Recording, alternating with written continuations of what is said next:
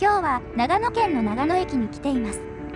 これから雪の戸隠を1泊2日で巡っていきます。戸隠神社は、方向社、日の御子社、中社、九頭龍社、奥社の5社を参拝する5社参りが有名ですが、真冬の間は、九頭龍社と奥社への参道が通行止めになります。なので今回は、1日目に方向社、日の御子社、中社を参拝し、2日目に中社から奥社参道に向かい、途中にある随神門から吹雪の鏡池、小鳥ヶ池を巡り、中社に戻ってこようと思います。戸隠行きのバスは、観光特急と路線バスの2種類。観光特急は予約制で長野駅7番乗り場から出発します。やってきたのは6時50分発のアルピコ交通の観光特急戸隠線です。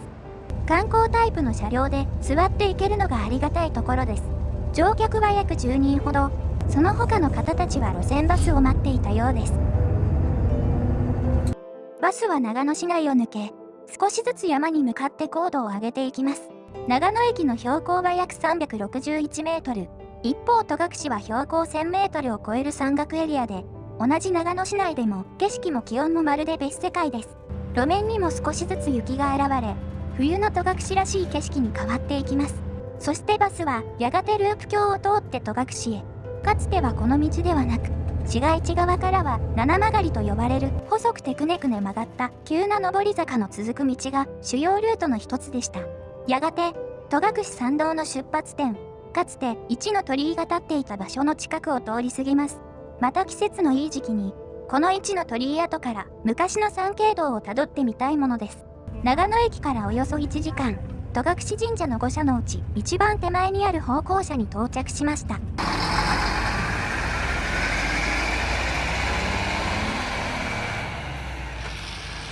さてここからは、冬の戸隠を歩きながらこの地の信仰の歴史をたどっていきましょう。現在の戸隠神社は江戸時代以前には戸隠山建光寺と呼ばれる寺院でした。神と仏がはっきり分けられていなかった時代、戸隠では神仏集合の信仰が育まれていきます。その背景にあるのは本寺衰弱説です。これは仏が本来の姿であり、その仏が人々を救うために日本では神として現れるという考え方です。仏の本来の姿を本寺、神として現れた姿を衰弱と呼びます。そして、仏が神として現れた姿は権現とも呼ばれ、神と仏は一つの聖地の中で共に祀られていました。しかし明治維新の後、政府が神仏分離の政策を進めると、戸隠も大きな転換を迫られます。それまで戸隠山建光寺と呼ばれていたこの霊場は、こうした歴史の大きな転換を経て、神社として再出発することになったのが今の戸隠神社です。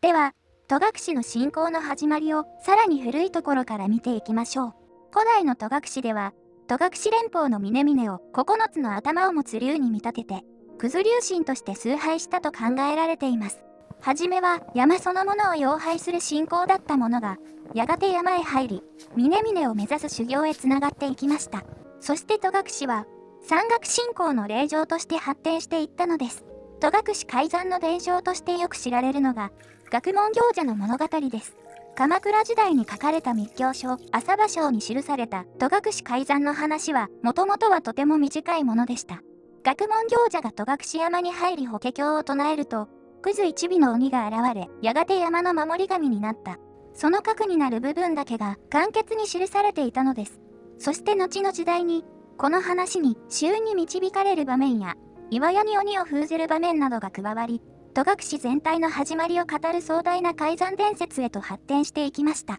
つまり、一つの鬼の伝承が、やがて戸隠という霊山そのものの起源を語る大きな物語になっていったのです。こうして戸隠では、まず奥院に九頭龍権現が祀られ、後に宝光院、中院が成立し、三院体制が整っていきました。宝光院は、平安時代中期の弘平元年、1058年、中院はその約30年後の寛治元年、1087年、日の御子社は、さらに約20年後の聖徳2年、1098年の創建と伝わっています。宝光院の創建については、こんな伝承が残されています。平安時代の弘平元年、1058年8月28日、奥院から南へ48丁、約5キロ離れた伏尾上の地で、村人が大木の枝に光り輝く未正体、仏像のついた鏡がかかっているのを見つけたといいます。さらにその場所では、幼い女の子が苦しんで転げ回り、自らを地蔵権現だと名乗って、この地にお堂を建ててほしいと願ったと伝えられています。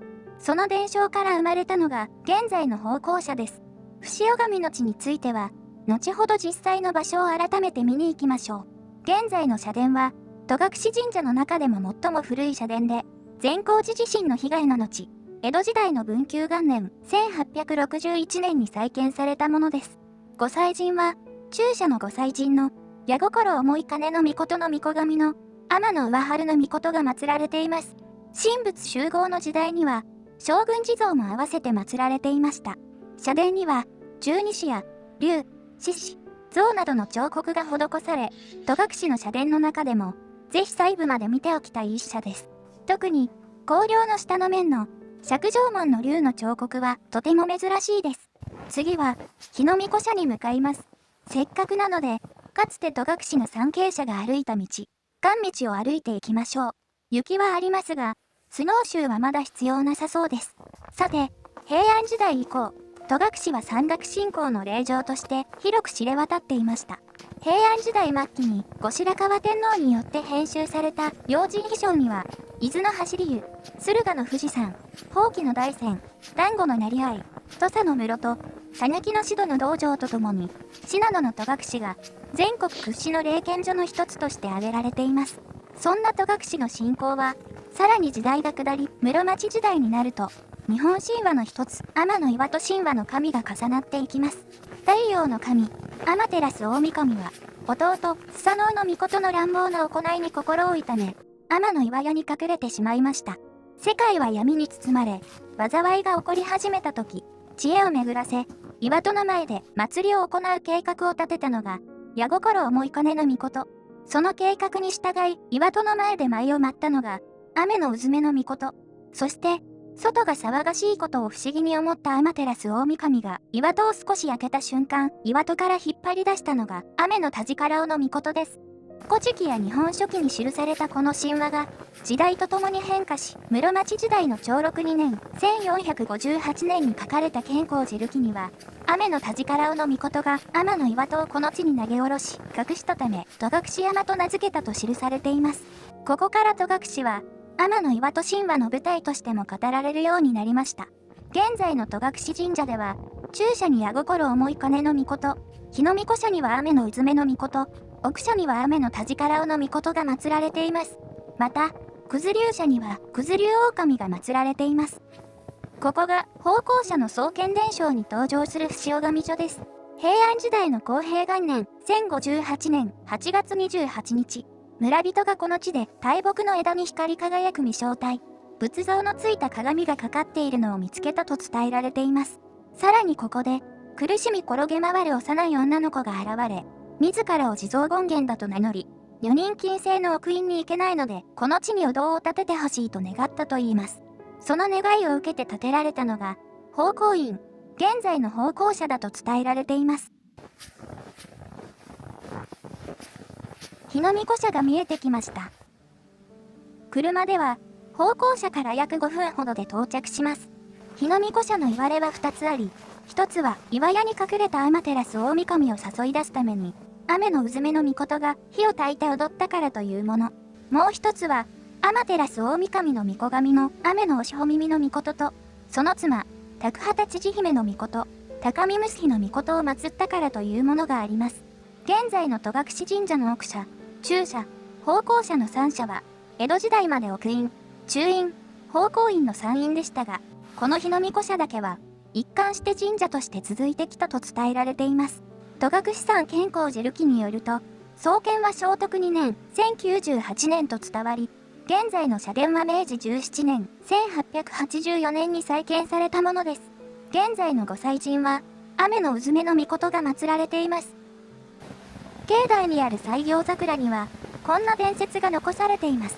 西行法師がここを訪れた時、遊んでいた子供たちが桜の木へスルスルと登ってしまいました。西行が、猿の子供のように木登りが早いものだなと言うと、子供たちは、犬のようなお坊さんが来たからですよ、と切り返したと言います。その起点の聞いた返しに、西行は驚き、ただものではないと感じ、これ以上戸隠の奥に入るのをやめたと伝えられています。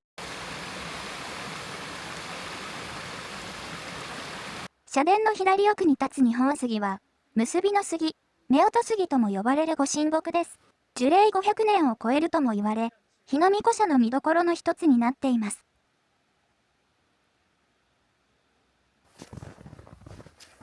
日の御子社を後にして、再び関道を中社へ向かいます。